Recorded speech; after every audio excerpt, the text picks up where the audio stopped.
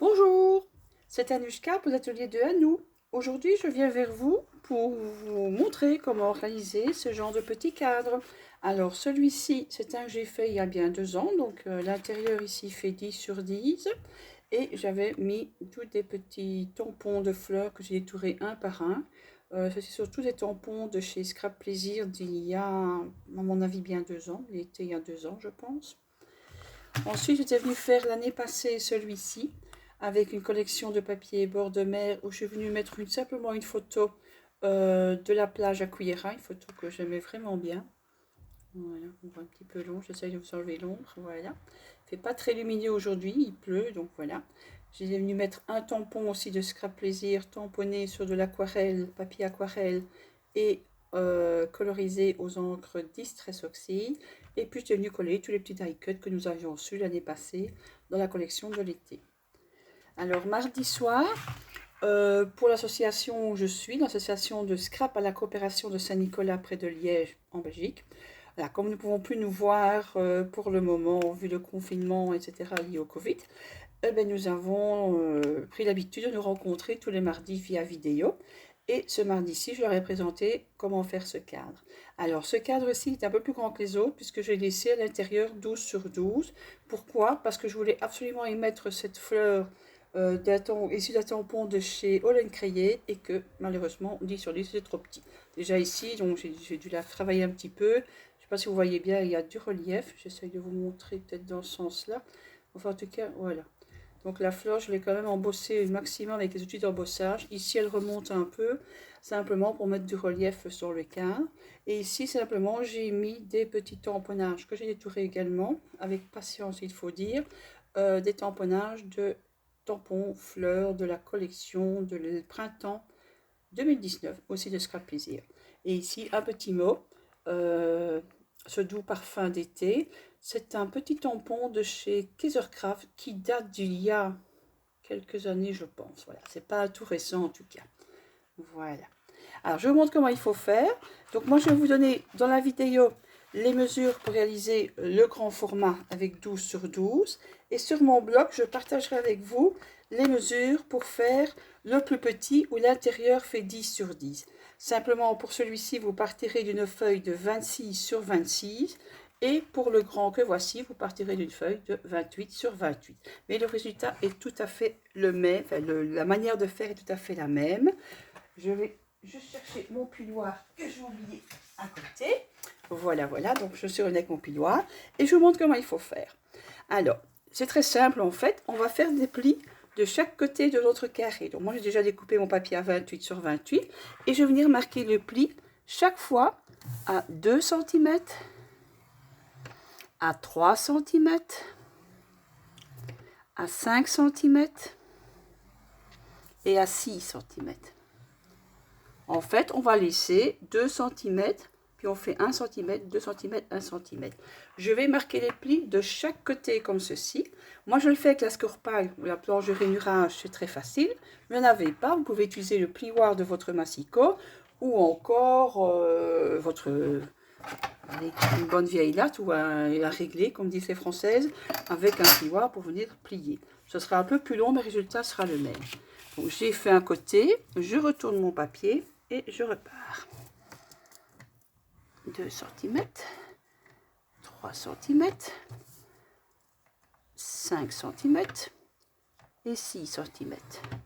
Je tourne d'un quart de tour. Enfin, d'un quart de tour, 90 degrés, quoi. Je retourne d'un côté. 2 cm, 3 cm, 5 cm, 6 cm. J'ai terminé. Je retourne encore une fois. Je remonte un peu mes bras, mes manches. Il fait pas chaud aujourd'hui, ça veut dire que par rapport à ce qu'on a connu les jours passés, il fait même frais. Donc à 2 cm, 3 cm, 5 cm et 6 cm. Le plus dur est fait. Il nous reste encore 4 petits plis à marquer. Alors pour cela, je laisse mon papier dans la Scorpal et je vais donc venir marquer un pli 2 cm plus loin que le dernier, donc à 8 cm. Mais ici, voilà, je cale bien mon papier. Je ne vais que jusqu'au deuxième pli dans l'autre sens. Donc on est venu plier tantôt à 2 et jusqu'à 3. Et ici je vais à 8 et je vais jusqu'au bord de la troisième ligne, donc à 3 cm. Je vais essayer de vous la montrer. Je sais pas, voilà. On voit bien la caméra ici. Donc j'ai mes plis 2, 3, 5, 6. Je viens à 8 et je viens jusqu'au deuxième pli dans l'autre sens. Là je pense que vous le voyez bien. Je vais faire la même chose de l'autre côté de mon papier. Donc si je fais 28 moins 8, ça fait 20, donc je viens à 20. Évidemment, si je me trompe de main pour travailler, ça ne va pas aller. Voilà. Et puis je prends mon papier, je le retourne carrément pour aller faire de l'autre côté. Donc j'ai fait mes plis ici, maintenant je vais les faire ici au-dessus. Et je refais pareil, 8 cm et 20 cm. Voilà, je vous montre ce que ça donne. Vous avez bien tous vos plis, et ici 2 petits plis, et ici 2 petits plis. On a besoin de la planche à ranurer, je vais la ranger. Voilà, je vais prendre mes ciseaux. Ici, évidemment, sur l'autre table. Voilà, voilà. Alors, je vais vous montrer d'abord avec le crayon où on va couper. Ce sera plus facile que directement couper. Alors, pour couper ensuite, je vais venir couper sur le petit pli qu'on vient de faire.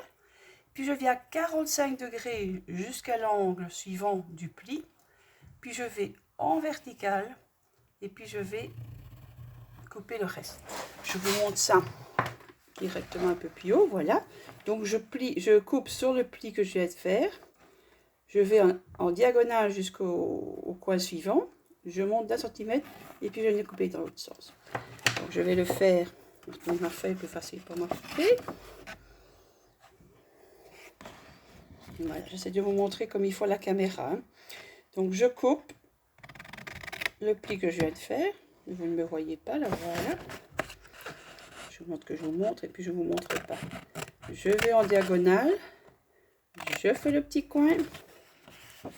Je retourne un peu la feuille. Et je suis un peu trop près de la caméra. Vous ne voyez plus grand chose là. Je vais me mettre en dessous de la lumière, ce sera quand même mieux. Voilà.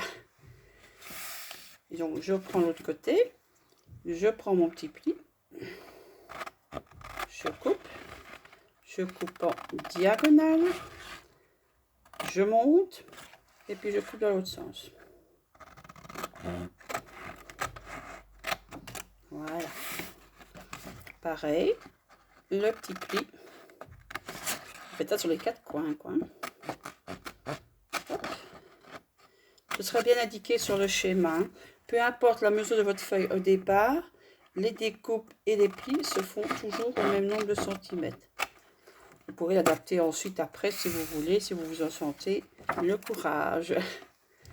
C'est pas très compliqué en fait. Une fois qu'on a compris le système, vous pouvez faire ce que vous voulez avec. Hop. Et je viens couper de ce côté-là. Peut-être un peu trop près de la caméra là maintenant. Pas grave, je vais me rabaisser. Voilà. Je vais un petit peu zoomer peut-être. Voilà. Donc voilà ce que vous devez obtenir.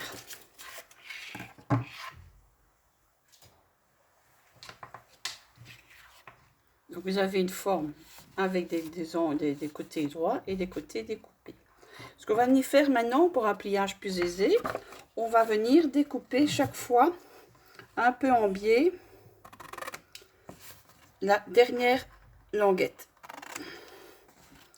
de chaque côté. Vous pouvez le faire, bon, faut pas en faire beaucoup, hein. Ouais, je sais pas, voilà, pas besoin de mesurer, de toute façon ça ne se verra pas. Donc c'est juste pour avoir un pliage plus facile. Et ici j'ai pas bien coupé, donc on va venir le recouper comme il faut. Voilà. Voilà, donc vous obtenez quelque chose comme ceci. Ce qu'on va faire maintenant, c'est bien venir marquer tous les plis. Si vous avez un papier, voilà. Donc moi j'ai un papier côté lisse, l'autre côté qui est texturé. Je veux le texturer à l'extérieur, c'est ce que je veux qu'on voit. Donc je viens plier, je place mon papier pour mettre le côté que je ne veux pas voir à l'extérieur au-dessus. J'ai tellement bien marqué mon pli que je n'arrive pas, voilà. En fait, je filme debout. Ceci vous explique pourquoi j'ai parfois difficile. Voilà. Et le dernier. Donc, je marque tous mes plis de la même façon.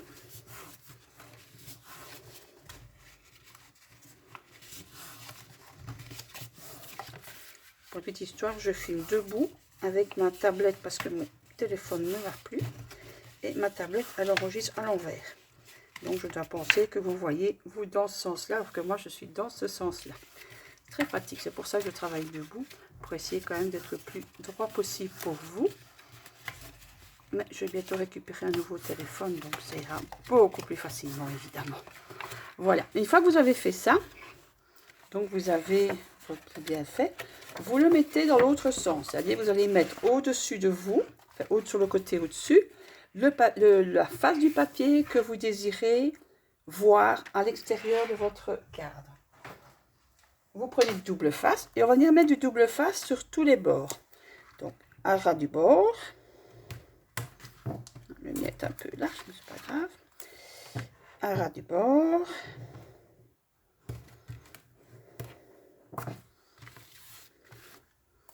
À ras du bord ici aussi. Et également au-dessus. Voilà. Et comme mon scotch est un peu grand, je vais en chercher du plus fin. Si je trouve encore. J'en ai, mais où? Ah, je l'ai trouvé.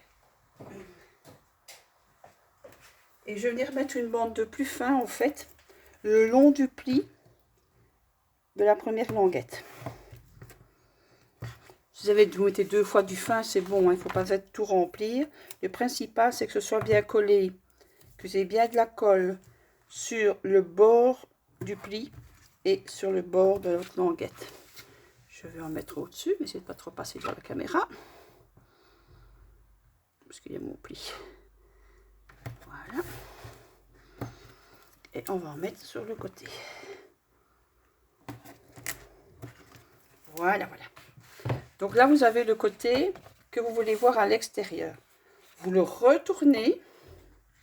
Je vais d'abord couper les petits bouts de papier collant qui dépassent. Hein. Hop. Il y en a encore un là. Et il y en a encore un là.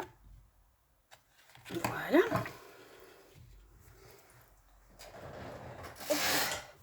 Alors ici, on va venir en mettre à l'intérieur. Donc le côté qui sera à l'intérieur. On va venir en mettre sur l'angle à 45 degrés qu'on est venu découper tout à l'heure. Et sur le petit morceau de 1 cm qui remonte. Et on fait ça sur les 4 morceaux. Pour les 4 angles, je vais retourner dans ce sens-là. Donc je mets sur l'angle et je vais mettre ici.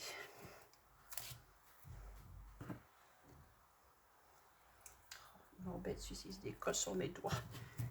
Je vais mettre le plus large. Vous pouvez mettre le plus large si vous voulez, c'est pareil. Alors, je mets sur mon angle. Et je viens le mettre sur le petit bout ici. Voilà. Je mets sur le petit bout. Hop. Et sur l'angle. Voilà, on a fini avec le papier collant, avec le double face. J'enlève tous mes petits déchets dans la poubelle. Comme ça, il y a rien qui traîne.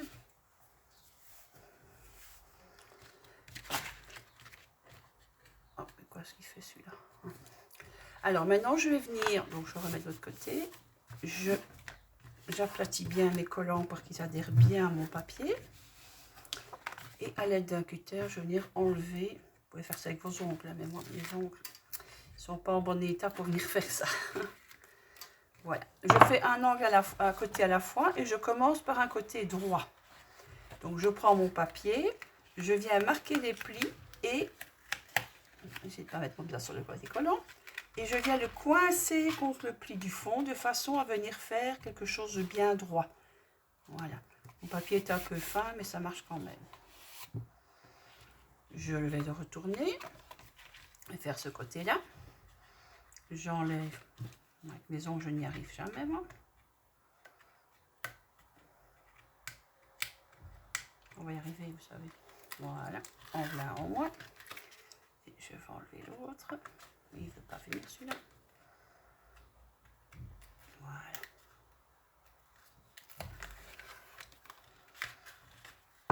Je plie mon papier.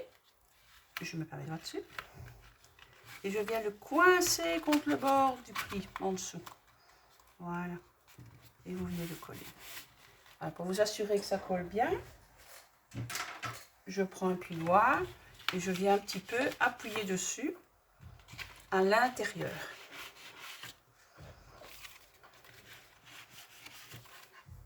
À l'intérieur, voilà. Comme ça, je m'assure que le papier est bien collé. Ensuite, je vais venir rattacher celui-ci. Je vous montre, on fait la même chose, on vient le coincer. Et pour que ça tienne bien, c'est pour ça que j'ai mis du collant là, c'est pour que le cadre tienne bien. Donc je décolle les papiers collants, enfin les protections à l'intérieur et à l'extérieur.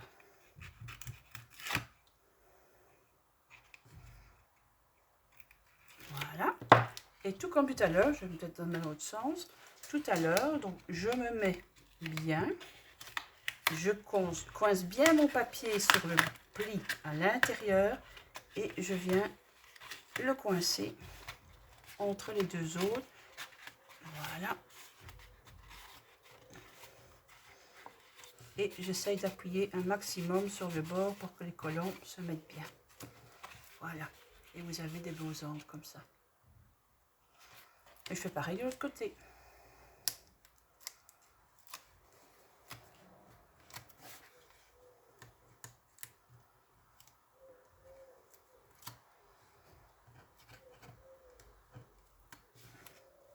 On va y arriver, hein.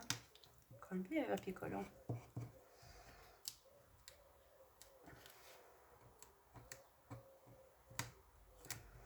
Voilà. On va ça sur le côté, je ramasserai tantôt. Je me remets dans le bon sens pour vous. Et je reviens... Oh, j'ai oublié d'enlever l'extérieur. Ça ne va pas se coller tout seul, hein. Il faut quand même enlever les protections. Si vous n'aimez pas le double face, vous pouvez le faire avec la colle blanche. Le problème de la colle blanche, c'est qu'ici, vous ne savez pas... Je me suis des petites pinces pour que le temps que la colle blanche prenne. Ben, ici, c'est un peu délicat, puisqu'en plus, c'est vite à l'intérieur. Donc, c'est pas évident d'aller coller, d'appuyer dessus. Donc, moi, je préfère le double face, même si c'est un peu casse-pied. Voilà. Donc, je le coince bien dans le fond pour être sûr d'être droite. Voilà. Je m'arrange bien pour qu'il coince bien à l'intérieur. Voilà. Et une fois qu'il est bien placé, j'appuie un petit peu pour venir le coller. Et nous avons notre cadre de fait. On va pas bien coller ici. Voilà, c'est mieux. Voilà, voilà. Ben, il ne vous reste plus qu'à le garnir. Ben, si vous le réalisez, montrez-moi ce que vous en avez fait. Moi, je vais le garnir, je ne sais pas encore avec quoi, sûrement avec des petits sujets plus enfantins pour mes petits enfants. Voilà, je vous dis à bientôt pour d'autres astuces. Au revoir.